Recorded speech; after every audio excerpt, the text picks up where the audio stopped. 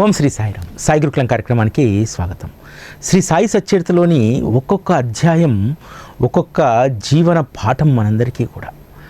భగవంతుడి యొక్క చరిత్ర కేవలము మనకు నీతిని, జ్ఞానాన్ని, ధర్మాన్ని మాత్రమే బోధించదు. నీ జీవితంలో ఎలా ఉండాలి, ఎలా ఉంటే నీ జీవితం సార్థకతమవుతుంది అనేటువంటి అంశాలు శ్రీ సాయి సచ్చరితలో అనేకం ఉంటాయి. ఈరోజు మనము విశ్లేషణ చేసుకునేటువంటి అధ్యాయం 20వ అధ్యాయం ఎంత గొప్ప అధ్యాయం అంటే, భగవంతుని యొక్క ఆశ్రయం ఉంటే, ముఖ్యంగా సద్గురువు యొక్క ఆశ్రయం ఉంటే కష్టాలన్నీ కూడా దూరమవుతాయి అనేటువంటి వాక్యంతో ప్రారంభమవుతుంది. భగవంతునిపైన ప్రేమ మనకు ఎలా కలగాలి, భగవంతునితో ప్రేమగా ఎలా ఉండాలి, భగవంతుడు నిర్దేశించినట్టు ఎలా మనం నడుచుకోవాలి. ఇందులో రెండు ప్రధానమైనటువంటి అంశాలు ఉంటాయి. ఒకటి, గురువు నోటి నుండి జాలువారినటువంటి వాక్కు ఎంత శక్తివంతమైందో, వారి నోటి నుంచి వర్షించేటువంటి ప్రతి మాట, ప్రతి అక్షరం ఎంత విలువైందో మనకి 20వ అధ్యాయం తెలియజేస్తుంది. శ్రీ దాస్గన్ మహారాజు ఈశోవ్యాసోపనిషత్తుకు సంబంధించి బాబా వద్దకు సంశయంతో వచ్చినప్పుడు బాబా చెప్పినటువంటి మాటను పట్టుకొని వెనుదిరిగి వెళ్ళిపోతాడే. అంటే సద్గురువు పట్ల ఉండాల్సినటువంటి విశ్వాసం, నమ్మకం. సద్గురువు చెప్పినటువంటిది ఖచ్చితంగా అది చాలా విలువైనటువంటిది, అదే మనకు గమ్యాన్ని చేరుస్తుందనేటువంటి విశ్వాసం, నమ్మకం ఉండాలి. చాలామంది మనం బాబాను ఆశ్రయిస్తాం, కానీ బాబా యొక్క వాక్కులను మనము ఎలా అమల్లో పెడుతున్నాము అనేటువంటిదే ప్రధానమైనటువంటిది.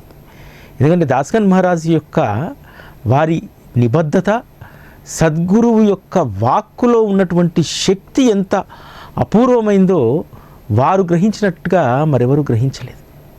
ఎందుకంటే దాస్గన్ మహారాజు అల్లాటప్ప మనిషి ఏం కాదు. దాస్గన్ మహారాజుకు గొప్ప పాండిత్యం ఉంది, అనేక మంది మహాత్ముల సహచర్యం ఉంది. కానీ ఇంతమంది సహచర్యం ఉన్నా, పాండిత్యం ఉన్నా, తనకు వచ్చినటువంటి సంశయం కోసం ఎప్పుడు బాబా చరణాల వద్దకే వచ్చేవారు. ఎందుకని? ఒక్క సాయిబాబా మాత్రమే నేను ఎదుర్కొంటున్నటువంటి సంశయం, నాకున్నటువంటి అడ్డు అవరోధాలను ఆయన్నే తీసివేస్తారనేటువంటి ఒక బలమైనటువంటి విశ్వాసం. సాధారణంగా పండితులకు, జ్ఞానులకు అపారమైనటువంటి ఆత్మవిశ్వాసం ఉంటుంది. అన్నీ మాకే తెలుసు, ఏదైనా అడ్డంకి వస్తే దాన్ని అధిగమించేటువంటి జ్ఞానాన్ని కూడా తమ వద్దే ఉంది, ఆ జ్ఞానాన్ని వెలికి తీయాలని చెప్పి ప్రయత్నం చేస్తారు. దాస్గన్ మహారాజ్ అలా కాదు. ఏ చిన్న సంశయం వచ్చినా, తన రచనలో ఏ అడ్డంకి ఏర్పడ్డా సరే షిరిడీకి పరిగెత్తుకుంటూ వచ్చేటువంటి వారు. వారు ఏ ఉపనిషత్తు రాయాలన్నా, ఏ ఉపనిషత్తుకు గూఢార్థం రాయాలన్నా, గురువుకు మించినటువంటి ఉపకారి, గురువుకు మించినటువంటి మార్గదర్శి ఎవరు ఉండరు. ఆయా రచనల్లో సద్గురువు మాత్రమే సంశయాలను తీరుస్తారనేటువంటి విశ్వాసంతో ఉండేటువంటి వారు. ఈశోవ్యాసోపనిషత్తు చాలా అపురూపమైనటువంటిది. ఎందుకంటే 4 వేదాల సారమే ఉపనిషత్తులు. ఆ ఉపనిషత్తులు ఒక్కొక్కటి ఒక్కొక్క వజ్రాయుధం లాంటిది మానవ జీవితాలకు. అందులో ఉన్నటువంటి సారం అలాంటిది. ముఖ్యంగా ఈశోవ్యాసోపనిషత్తు మనిషి యొక్క జీవన విధానం, భగవంతుడి నిర్ణయించినట్టు మన జీవనం ఎలా సాగాలి అనేటువంటి అంశాల సమ్మిళితము ఈశోవ్యాసోపనిషత్తు. దాస్గన్ మహారాజుకు ఎప్పుడూ ఒక తాపత్రయం ఉండేది. ఆ రోజుల్లో మరాఠా భాషలో, సంస్కృతంలో అనేక గ్రంథాలు వచ్చాయి. చాలా మటుకు ఆ రోజు వెలువడినటువంటి గ్రంథాలన్నీ కూడా పండితులకు, జ్ఞానులు మాత్రమే వాటిని చదివేటువంటి పరిజ్ఞానం కలిగి ఉండేటువంటి వారు. దాస్గన్ మహారాజుకు సాధారణ జనులంటే, అమాయకమైనటువంటి భక్తులంటే ఆయనకు చాలా ఇష్టం, చాలా ప్రేమ. ఎందుకంటే కీర్తనల్లో వచ్చి వినేటువంటి వాళ్ళలో మెజారిటీ సంఖ్య అమాయకమైనటువంటి భక్తులే. తన కీర్తనలకు వారు ఎంతో పరవశించిపోయేటువంటి వారు. అది చూసినటువంటి దాస్గన్ మహారాజుకు ప్రతి గ్రంథము కూడా అలవోకగా కింది స్థాయిలో, అంటే ఒక పామరుడిగా, ఒక రైతుగా, అక్షరాభ్యాసం కూడా చేయనటువంటి వారికి అది అర్థం కావాలి. ఎందుకంటే గ్రంథాలు అంత సరళంగా ఉన్నప్పుడే చెప్పేటువంటి వారికి, వినేటువంటి జిజ్ఞాసులకు కూడా అర్థమవుతుంది. ఆ విధంగా గ్రంథాలు ఉండాలని చెప్పి దాస్కన్ మహారాజు అభిలషించారు. అందుకనే ఈశోవ్యాస ఉపనిషత్తుకు సంబంధించి భావార్థ మంజరి రాయాలని చెప్పి అనుకుంటారు. ఆ భావార్థ మంజరి అత్యంత సులువుగా ఉండాలి, ఈజీగా పట్టుకోగలగాలి అందరు దాంట్లో ఉన్నటువంటి సారం అని చెప్పి ఆరంభిస్తాడు. కానీ తన అనుకున్నటువంటి కంటెంట్ అంత ఈజీగా ముందుకు వెళ్ళడం లేదు. దాస్కన్ మహారాజుకు ఉన్నటువంటి అలవాటు, ఎప్పుడు ఏ సంశయం వచ్చినా ఇక తన ప్రయాణం షిరిడీకే. ఈశోవ్యాస ఉపనిషత్తుకు సంశయం సంబంధించి కూడా షిరిడీకి బయలుదేరుతారు. వచ్చి రాగానే బాబా అడుగుతారు, ఏం గను, ఎక్కడి నుంచి రావడం, అంత కుశలమేనా, ఏమి జరుగుతుంది అని అంటారు. దాస్కన్ మహారాజ్ అంటారు, బాబా అంతా కుశలమే, ఏదో లోకోక్తి కోసం మీరు ఇవన్నీ అడుగుతున్నారు, కానీ నాలో ఉన్నటువంటి అలజడి మీకు తెలియదా, నేను ఎందుకు వచ్చానో మీకు తెలియదా అని చెప్పి దాస్కన్ మహారాజ్ అంటారు. ఎందుకంటే గురువు అనుగ్రహిస్తేనే జ్ఞాననిధి బయటికి వస్తుందనేటువంటి విషయం దాస్కన్ మహారాజుకు తెలుసు. అందుకనే ఒక మాట అంటారు, బాబా మీ అనుగ్రహ ఛత్రం ఉండగా నేనెందుకు దుఃఖించాలి, బాగా ఆనందంగా ఉన్నానని చెప్పి జవాబిస్తారు. మీకు అంతా తెలుసు, అయినా సరే మీరు లోకోపచారం కోసం ఏదో అడుగుతూ ఉంటారు మమ్మల్ని, కానీ మీరు ఒక పనిని ఆరంభింపజేస్తారు. అది ఒక రంగు రూపంలోకి రాగానే మధ్యలో దానిని ఎవరూ పరిష్కరించలేనటువంటి సమస్య తెచ్చిపెడతారు అని చెప్పి అలా ఇద్దరు పరస్పరం మాట్లాడుకుంటూ ఉంటారు. ఇక్కడ మనం గుర్తుపెట్టుకోవాల్సింది, ఒక సంకల్పాన్ని బాబా ఇస్తాడు, దానికి ఒక రంగు రూపం రాగానే అసలు ఎవరూ పరిష్కరించలేనటువంటి సమస్య మనం ముందేస్తారు. మన జీవితంలో కూడా అంతే కదా. మనం అనుకుంటాము ఒక మంచి మందిరాన్ని కట్టాలనో, లేకపోతే గృహాన్ని నిర్మించుకోవాలనో, ఒక మంచి పని చేయాలనేటువంటి దాన్ని. ఆ సంకల్పం కలిగిన వెంటనే బాబా మనల్ని ఉత్తేజపరిచి దాని పురోభివృద్ధి వైపు నడిపిస్తాడు. నడిచిన తర్వాత అదంతా సవ్యంగా జరిగిపోతే మనం ఏమనుకుంటాం, మన గొప్ప అనుకుంటాం. బాబా మనల్ని ఎంత అద్భుతంగా క్రమశిక్షణలో కట్టడిలో పెడతాడంటే, మనం ఏదన్నా పని ఆరంభించిన తర్వాత అది కొంత ఒక స్థాయికి వచ్చిన తర్వాత అసలు ఎవరూ విడదీయలేనటువంటి ఒక చిక్కుముడినేస్తారు అక్కడ. అప్పుడు మనకి ఎవరు గుర్తొస్తారు, బాబా గుర్తొస్తారు. దాస్కన్ మహారాజు కూడా అంతే కదా. ఈశోవ్యాస భావార్థ మంజరి రాయాలని చెప్పి అనుకుంటారు కదా. ఆ భావార్థ మంజరి చాలా సులువుగా రాసేసాడు అనుకోండి, ఈ కథ ఉండేటువంటిది కాదు, ఇంత అద్భుతమైనటువంటి జ్ఞానబోధ మనకు దొరికేటువంటిది కాదు. అందుకనే బాబా దానికి ఒక చిక్కుముడి వేశాడు. చిక్కుముడి వేసి ఇక్కడ దాకా రప్పించుకున్నాడు. మనల్ని కూడా ఒక పని ప్రారంభమైన తర్వాత అది ఒక స్థాయికి పోయిన తర్వాత ఒక చిక్కుముడి వేస్తాడు. అప్పుడు మళ్ళీ మనకు బాబా గుర్తొస్తాడు, బాబా నువ్వు ఇది నువ్వు నీ సంకల్పం చేతనే ఆరంభించాను కదా, ఈ చిక్కుముడిని నువ్వే వేయాలి. అప్పుడు ఏం జరుగుతుంది, ఆటోమేటిక్గా మనలో బాబా స్మరణ జరుగుతుంది. బాబా తప్ప ఇదెవరు ఈ చిక్కుముడిని విప్పలేరు, ఇది నా వల్ల కాదు, నేను చేస్తాననేటువంటి దాంతో దీన్ని ఆరంభించాను, కాబట్టి ఇది నా వల్ల కాదు అనేటువంటి నిర్ణయానికి వస్తాం. అప్పుడు మనం ఖచ్చితంగా మన యొక్క అహంకారాన్ని, మనకున్నటువంటి అన్ని శక్తులను బాబా పాదాల వద్ద పెడతాం. ఆ శక్తియుక్తులన్నీ వారికి సమర్పించిన తర్వాత ఆ చిక్కుముడిని విప్పేటువంటి శక్తిని, యుక్తిని బాబానే మనకిస్తారు. మళ్ళీ చూడండి, మనలో పెరిగినటువంటి అహంకారాన్ని, నేను అనేటువంటి దాన్ని అది సరెండర్ చేయడానికి చాలామంది బాబా మార్గంలోకి వచ్చిన తర్వాత మనం బాబాకు సర్వస్వ శరణాగతి చేశామని అనుకుంటాం. అనుకున్నటువంటి కొన్ని రోజుల తర్వాత మళ్ళీ ఏదైనా పని ఆరంభించి అంతా నేనే, సర్వం నేనే అని అనుకుంటాం. ఆ సర్వం నేనే అనేటువంటి మాట ఎప్పుడైతే, ఆ భావన ఎప్పుడైతే మనకు వస్తుందో బాబా అక్కడ కట్టడి చేస్తారు. దాస్కన్ మహారాజు కూడా ఏ రచన చేయాలన్నా మొదట భలే ఉత్సాహంగా ప్రారంభించేటువంటి వారు. ప్రారంభిస్తూ నిజంగా ఆ రచనలోనే ఆయన రమించేటువంటి వారు, ఆనందాన్ని పొందేటువంటి వారు. అటువంటి సందర్భంలో బాబా ఏదో ఒక చిక్కుముడి వేసేవారు. నీ యొక్క జ్ఞాననిధిని తెరిచేటువంటిది నేనే, నా అనుగ్రహం లేకుండా నీ జ్ఞాననిధి తెరుచుకోదు అనేటువంటి దాన్ని ఎప్పుడు దాస్కన్ మహారాజు గుర్తు చేసేటువంటి వారు. అంతేకాదు, దాస్కన్ మహారాజ్ గారు ఒక మాట అన్నారు కదా, మీ అనుగ్రహ ఛత్రం మా తలపైన ఉండగా మాకెందుకు బాధలు, ఆనందంగానే ఉంటాం మేము అని అన్నాడు. అంటే అనుగ్రహ ఛత్రం కింద మనకు శాంతి లభిస్తుంది. ఎప్పుడూ కూడా ఎండ నుంచి వాన నుంచి ఆ ఛత్రం మనల్ని రక్షిస్తుంది. అంటే కష్టాల నుంచి దుఃఖాల నుంచి సాయి అనుగ్రహ ఛత్రం ఎప్పుడూ కూడా మనల్ని కాపాడుతూ ఉంటుంది. ఎప్పుడైతే తన రచనలో ఆటంకం కలిగిందో షిరిడీకి వచ్చినటువంటి దాస్గన్ మహారాజు ఎటువంటి సంశయం లేకుండా బాబా దగ్గర తన సమస్య చెప్తాడు. బాబా, భావార్థ మంజరి రాయాలనుకుంటున్నాను నేను ఈశో వ్యాస ఉపనిషత్తు పైన, కానీ నేను ఏ సరళంగా అయితే నేను చెప్పదలుచుకుంటున్నానో ఆ బాటలోకి అది వెళ్ళట్లేదు, ఆ సారం అక్కడ రావట్లేదు. నేను ఎంతో శ్రమపడుతున్నాను బాబా ఇది రాయడానికి. ఇది సరైనటువంటి దిశలో రచన వెళ్ళకపోతే నేను చేసినటువంటిదంతా కూడా వృధా ప్రయాసే అవుతుంది. ఓ సాయినాథ మహాప్రభు, నువ్వు మాత్రమే దారి చూపెట్టగలుగుతావు, అందుకే మీ చరణాల వద్దకు వచ్చానని చెప్పి దాస్గన్ మహారాజ్ అంటారు.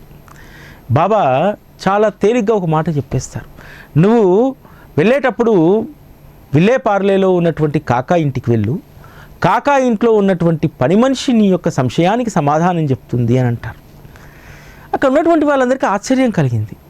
దాస్గన్ మహారాజ్ గారు మాత్రం ఎందుకు, ఎలా, ఆ పిల్లకు ఉన్నటువంటి అర్హత ఏమిటి, పని పిల్లకు నేనే జ్ఞానం కలిగినటువంటి వాడిని, నాకే అర్థం కావట్లేదు, అక్షరం ముక్కర అనేటువంటి పని పిల్ల నాకేం బోధిస్తుంది అని చెప్పి ప్రశ్నించవచ్చు. కానీ బాబాను ఒక్క మాట కూడా మాట్లాడలేదు.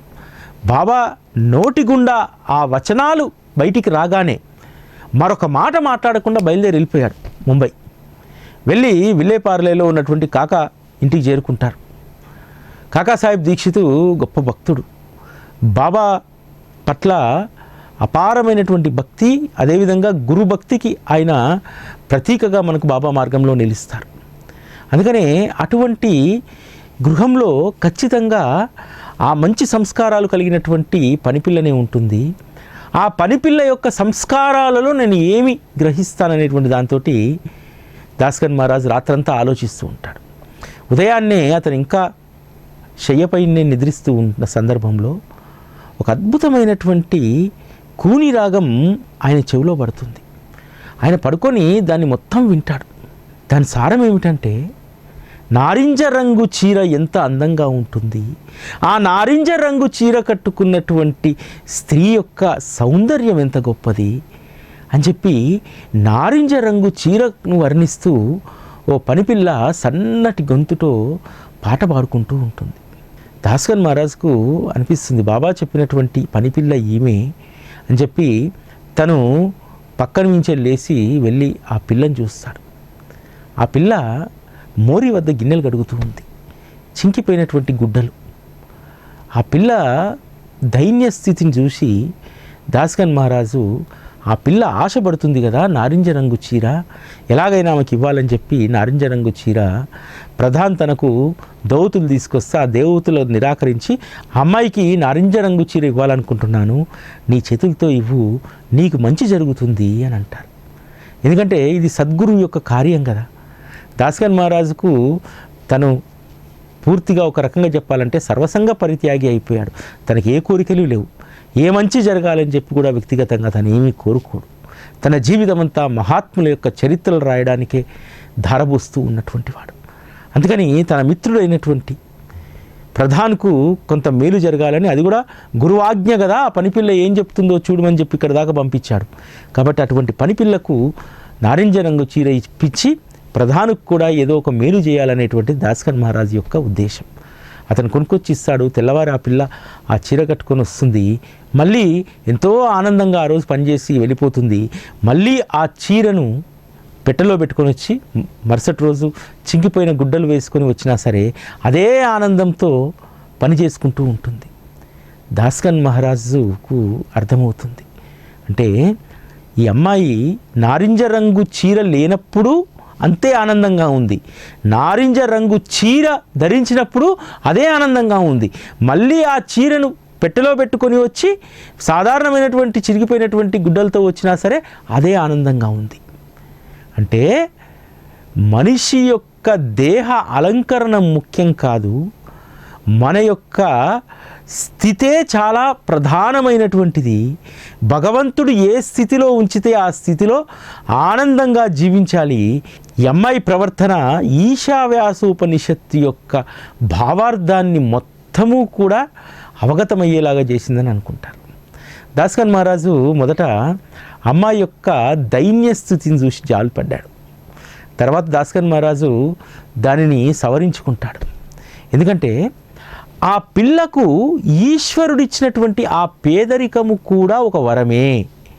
ఆ వరాన్ని పొందినటువంటి ఆ పనిపిల్ల లేని స్థితిలో కూడా ఆనందంగా గడుపుతుంది. అదేవిధంగా తనకు ఆయాచితంగా వచ్చినటువంటి దాన్నే కట్టుకొని మురిసిపోలేదు. ఎప్పుడూ కూడా ఒకే రకమైనటువంటి ఆనందమయ స్థితిలో ఉంది. ఎందుకంటే ఈశ్వరుడు తనకు ఏ స్థితినైతే ఇచ్చాడో ఆ స్థితే శాశ్వతం అనుకుంది.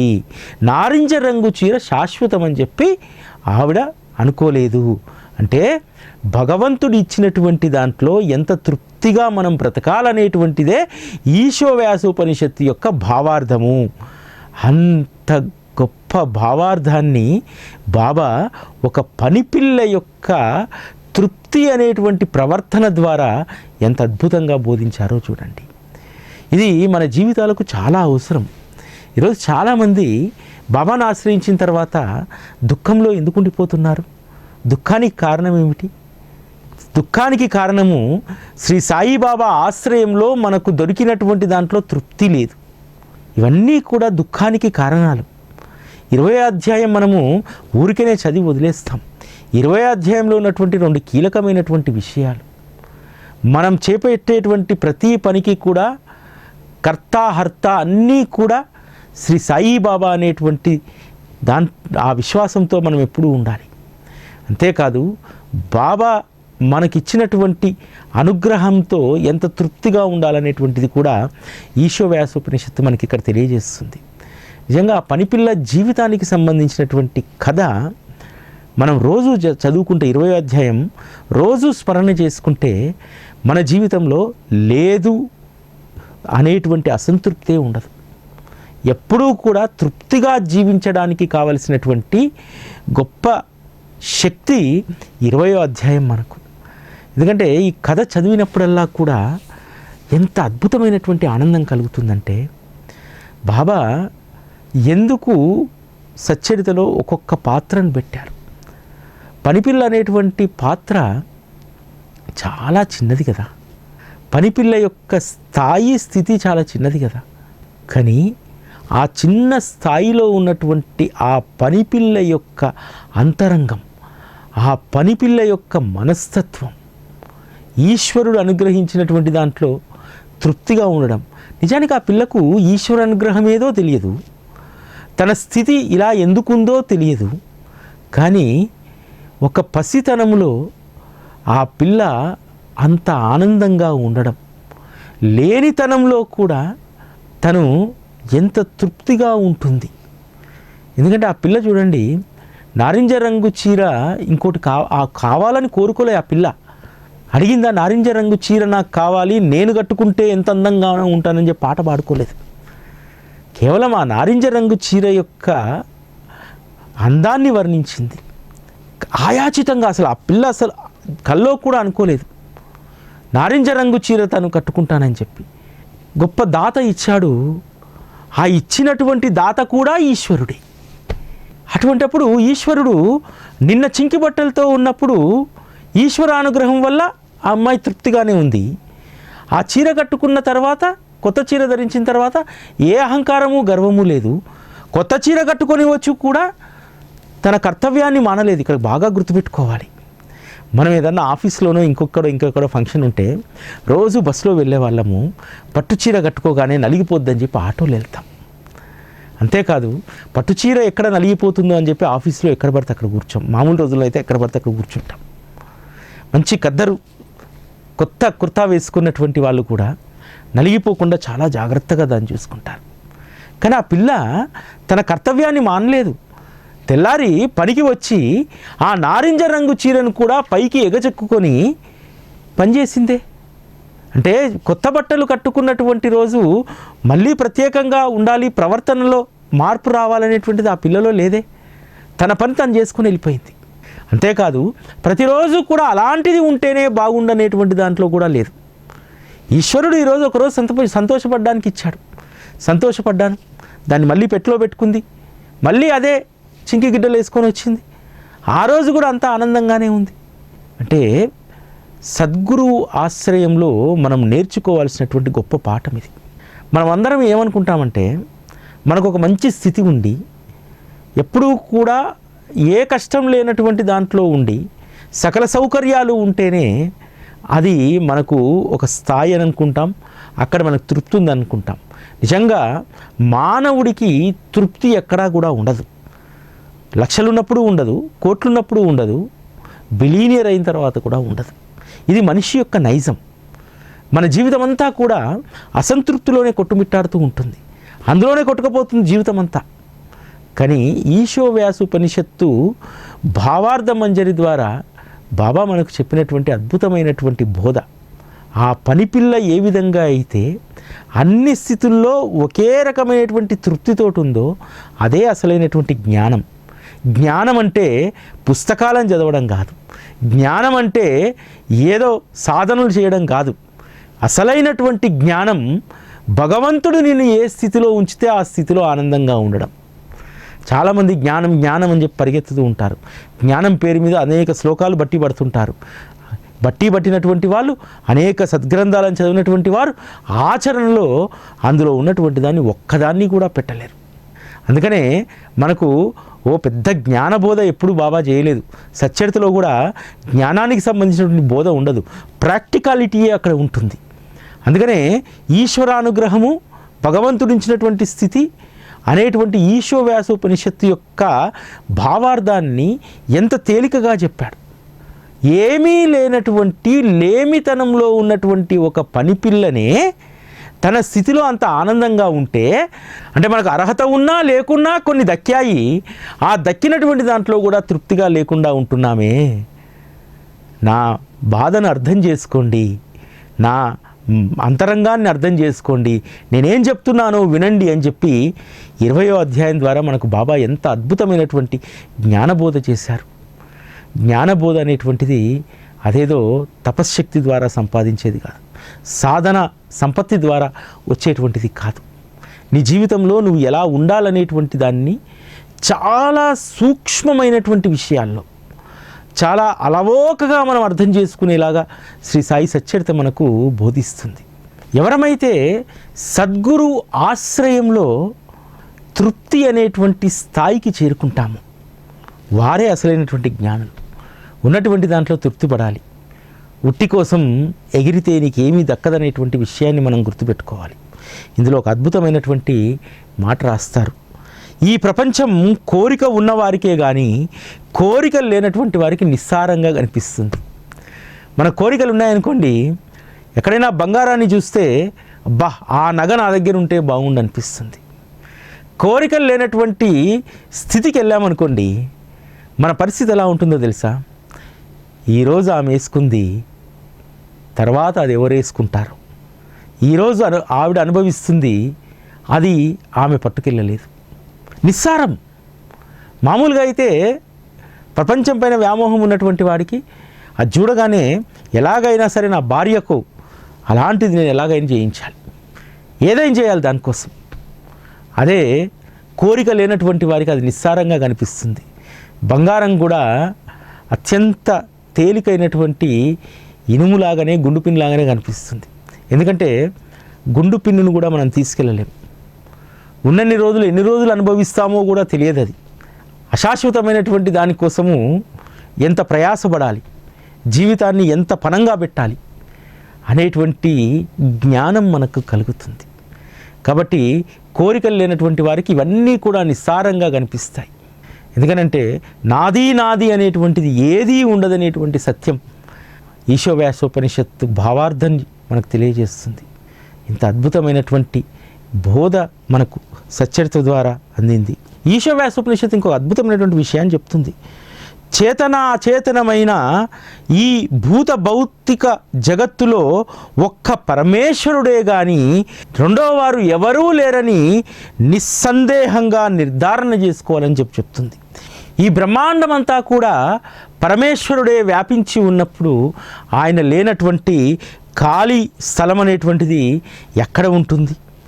ఈరోజు మనం కూడా మన జీవితాలను కొంత తృప్తిపరచుకోవాల్సినటువంటి అవసరం ఉంది. అలా తృప్తిపరుచుకొని ఆనందంగా జీవించాలనేటువంటిదే 20వ అధ్యాయం యొక్క అద్భుతమైనటువంటి బోధనా సారం. ఇంత అద్భుతమైనటువంటి జ్ఞానభాండాగారాన్ని అత్యంత సులువుగా మనకు ధారపోసినటువంటి సద్గురు శ్రీ సాయినాథ్ మహారాజుకు మరొకసారి కృతజ్ఞత తెలియజేసుకుంటూ ఓం శ్రీ సాయిరామ్.